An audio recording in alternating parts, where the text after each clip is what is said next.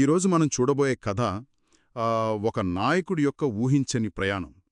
మనం ఎప్పుడూ చూసే దావీదుకు భిన్నమైన ఒక రూపాన్ని చూస్తాం. అవును. అంటే భక్తుడిగా, వీరుడిగా మనకు తెలుసు. కాని ఇక్కడ ఒక రాజకీయ చతురుడు కనిపిస్తాడు. కరెక్ట్. ఇశ్రాయేలు కాబోయే రాజు తన ప్రధాన శత్రువులైన ఫిలిష్టీయుల దగ్గరే ఆశ్రయం పొందడం. ఇది ఇది కేవలం పారిపోవడంలాగా అనిపించదు. అస్సలు కాదు. శత్రువుల అండతోనే తన భవిష్యత్తుకు పునాదులు వేసిన ఒక మాస్టర్ ప్లాన్ ఇది. మన ఆధారం 1 సమూయేలు గ్రంథం 27వ అధ్యాయం. ఈ విశ్లేషణలో దావీదు ఎందుకు ఇంత తీవ్రమైన నిర్ణయం తీసుకున్నాడో, మరి అతని వ్యూహాలేంటి? ముఖ్యంగా ఈ కాలం అతని నాయకత్వాన్ని ఎలా తీర్చిదిద్దింది?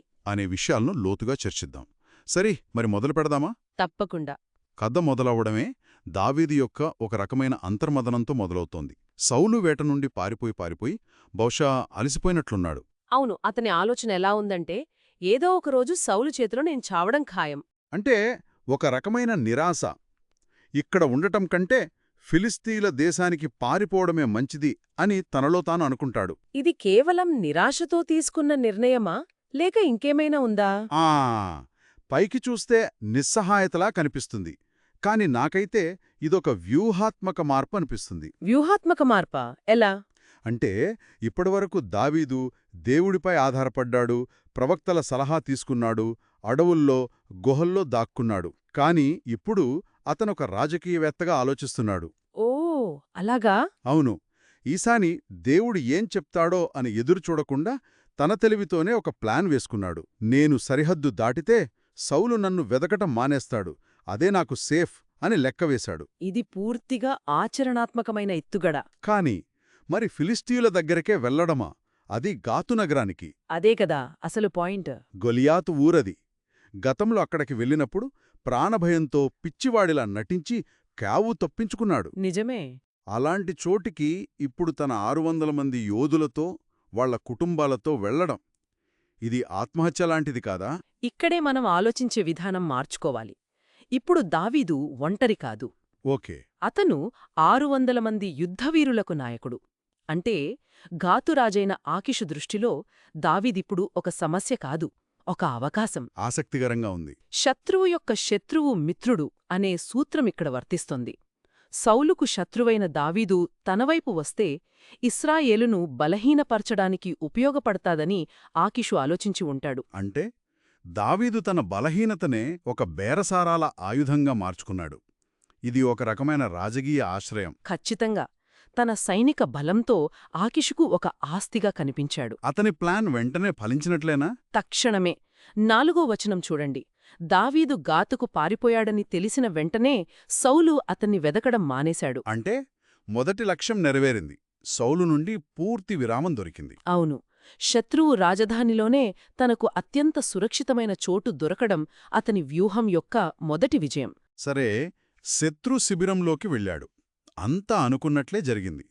కాని అతను అక్కడే గాతులోనే ఉండిపోలేదు. లేదు, ఇక్కడే కథ ఇంకా ఆసక్తికరంగా మారుతుంది. అతను ఆకీషు దగ్గరికి వెళ్ళి చాలా వినయంగా ఒక కోరిక కోరాడు. నేను ఇంత పెద్ద రాజధానిలో మీతోపాటు ఎందుకుండాలి? బయట ఏదైనా పల్లెటూరిస్తే అక్కడే ఉంటాను అని. చూడ్డానికి వినయంగా ఉన్నా దీని వెనుక పెద్ద ప్లానుంది. ఇది అతని వ్యూహంలో రెండవ అతి ముఖ్యమైన దశ.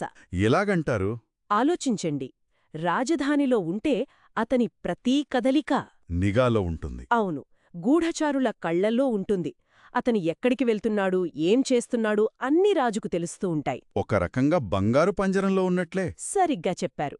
బయట ఒక ఊరు అడగడం ద్వారా అతను కోరుకుంటున్నది స్వేచ్ఛ మరియు స్వయం ప్రతిపత్తి. తన నిజమైన ఉద్దేశ్యాలను దాచిపెట్టడానికి ఇదతనికి అవకాశమిస్తుంది. అయితే ఆకీషు అంత సులభంగా ఎలా ఒప్పుకున్నాడు? ఇది పెద్ద సెక్యూరిటీ రిస్క్ కదా.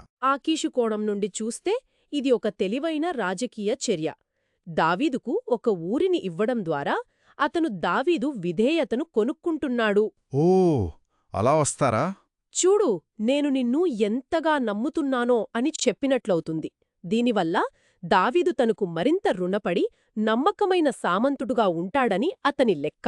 కాని దావీదు ఉద్దేశాలు వేరు. పూర్తిగా వేరు. ఆకీషు ఈ ఎత్తుగడను అర్థం చేసుకోలేకపోయాడు. అతనికి సిక్లగు అనే గ్రామాన్నిచ్చాడు. అప్పట్నుండి ఆ ఊరు యూదారాజుల వశమైందని మూలగ్రంథంలో ఒక గుర్తు కూడా ఉంది. అవును, ఇది దావీదు చర్య యొక్క దీర్ఘకాలిక ప్రభావాన్ని చూపిస్తుంది. అంటే అతను ఫిలిష్తీయుల భూభాగాన్ని వాళ్ళ అనుమతితోనే తన రాజ్యంలో కలుపుకున్నాడు. వావ్! ఇంకో ముఖ్యమైన విషయం కాలపరిమితి. దావీదు అక్కడ 1-2 రోజులు కాదు, ఏకంగా 1 సంవత్సరం 4 నెలలున్నాడు. 16 నెలలు. అవును, ఇది అతని జీవితంలో ఒక సుదీర్ఘమైన అధ్యాయం. ఈ కాలంలోనే అతను ఒక శరణార్థి నుండి ఒక స్వతంత్ర సైనిక నాయకుడుగా, ఒక నీడ పాలకుడుగా మారాడు. అంటే సిగ్లగు అతని బహిష్కృత ప్రభుత్వానికి రాజధానిగా మారిందన్నమాట. ఖచ్చితంగా. ఈ మొత్తం వ్యవహారం ఒక డబుల్ ఏజెంట్ కథలా ఉంది. తన బాస్కు విధేయుడిగా నటిస్తూ ఆయనిచ్చిన వనరులతోనే తెరవెనక సొంత ఆపరేషన్ నడుపుతున్నాడు. అవును, మరక్కడ అతను ఊరికే కూర్చోలేదు గదా.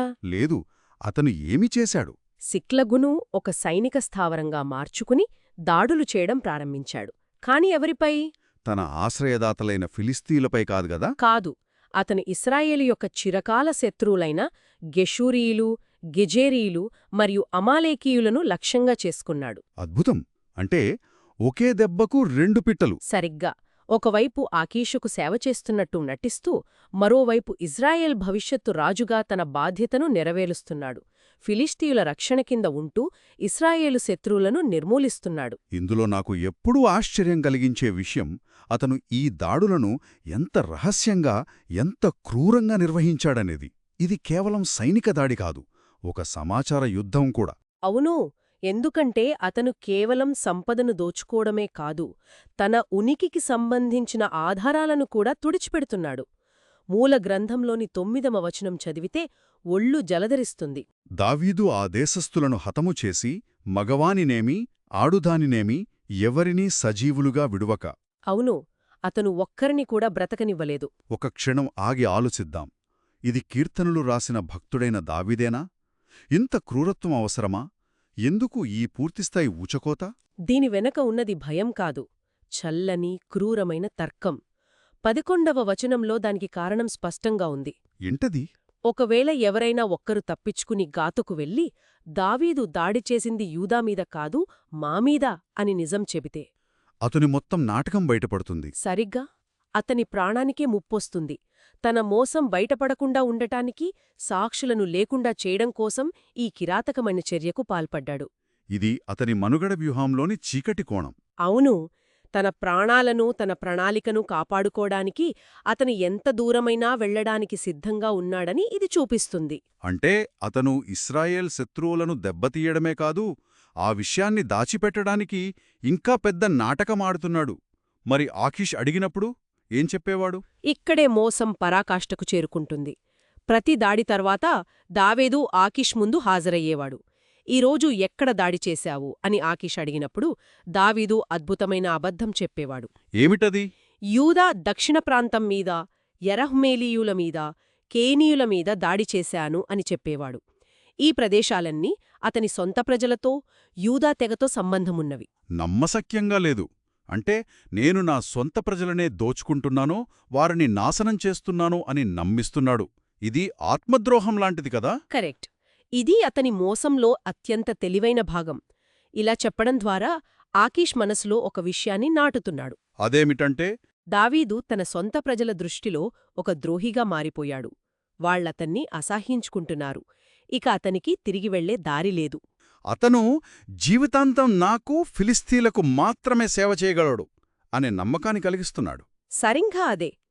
ఈ నమ్మకాన్ని కలిగించటం ద్వారా అతను ఆకీషు నుండి పూర్తి విశ్వాసాన్ని సంపాదించాడు. మరియు ఆకీషు అతని మాటలను గుడ్డిగా నమ్మాడు. 12వ వచనం అతని ఆలోచనలను స్పష్టంగా చెబుతుంది. దావీదు శాశ్వతంగా నాకు దాసుడుగా ఉంటాడు అని ఆకీషు అనుకున్నాడు. ఇక్కడున్న విరుద్ధం చూడండి. ఆకీషేమో దావీదు తనకు నమ్మకమైన బంటుగా మారాడని మురిసిపోతుంటే, దావీదేమో ఫిలిష్తీల అండతో, వారి వనర్లతో ఇజ్రాయెల్ భవిష్యత్తును సురక్షితం చేస్తున్నాడు. రాజకీయంగా ఇదొక మాస్టర్ స్ట్రోక్, కాని నైతికంగా చాలా సంక్లిష్టమైనది. అవును, అతను తన లక్ష్యాన్ని సాధించడానికి అబద్ధం, మోసం మరియు హింసను ఆయుధాలుగా వాడుకున్నాడు. అయితే దీనంతటి అర్థమేమిటి? ఈ అధ్యాయం నుండి మనం నేర్చుకోవాల్సిందేంటి? ఇది కేవలం ఒక చీకటి అధ్యాయం కాదు, ఇది అతన్ని రాజుగా తీర్చిదిద్దిన ఒక శిక్షణాకాలమని చెప్పాలి. శిక్షణాకాలమా? అవును, ఈ 16 నెలల్లో అతను అమూల్యమైన పాఠాలు నేర్చుకున్నాడు. శత్రు శిబిరంలో ఉంటూనే తన ప్రజలను ఎలా కాపాడుకోవాలో, అంతర్జాతీయ సంబంధాలను ఎలా నిర్వహించాలో నేర్చుకున్నాడు. గూఢచర్యం ఎలా చెయ్యాలో, సమాచారాన్ని ఎలా నియంత్రించాలో ప్రత్యక్షంగా అనుభవం గడించాడు. సరిగ్గా అతను సౌలుకోటలో పెరిగిన రాజకుమారుడు కాదు. క్షేత్రస్థాయిలో, కష్టాల మధ్య, మోసపూరిత రాజకీయాల ద్వారా తన రాజరికానికి అవసరమైన నైపుణ్యాలను సంపాదించుకున్నాడు. అతని చర్యలు నైతికంగా ప్రశ్నించదగినవి అయినప్పటికీ ఫలితాల పరంగా చూస్తే మాత్రం చాలా విజయవంతమయ్యాయి. నిజమే. సైన్యాన్ని బలోపేతం చేసుకున్నాడు, ఇజ్రాయెల్ శత్రువులను బలహీనపరిచాడు, మరియు శత్రువు ఖర్చుతోనే సురక్షితంగా ఉన్నాడు. చివరికి సిక్లగు, ఒక ఫిలిస్తీయ పట్టణం యూదారాజుల ఆస్తిగా మారింది. అంటే అతను తన భవిష్యత్ రాజ్యానికి మొదటి భూభాగాన్ని మోసంతోనే సంపాదించాడు. ఈ సంఘర్షణల మధ్య దావీదు నడిచిన తీరే అతని నాయకత్వంలోని సంక్లిష్టతను మనకు చూపిస్తుంది. అతను కేవలం భక్తుడు మాత్రమే కాదు, పరిస్థితులకు తగ్గట్టుగా మారగల చాణక్యుడు కూడా. ఖచ్చితంగా. ఈ చర్చ ముగింపుకొస్తున్నప్పుడు శ్రోతల కోసం ఒక ఆలోచనను వదిలివెళదాం. సిక్లుగులో గడిపిన ఈ కాలం దావీదుకు రాజుగా మారడానికి ఒక శిక్షణా శిబిరంలా పనిచేసిందన్నారు. అయితే అది ఎలాంటి రాజును తయారు చేసింది? ఇది చాలా ముఖ్యమైన ప్రశ్న. అతను ఇక్కడ నేర్చుకున్న పాఠాలు అతని రాజరికంలో ఎలా ప్రతిఫలించాయి? ఒకవైపు కష్ట సమయాల్లో ప్రజలను ఎలా నడిపించాలి వంటి సానుకూల పాఠాలున్నాయి. కానీ అదే సమయంలో అతని ఇక్కడ పరిపూర్ణం చేసిన ప్రతికూల పద్ధతులు కూడా ఉన్నాయి.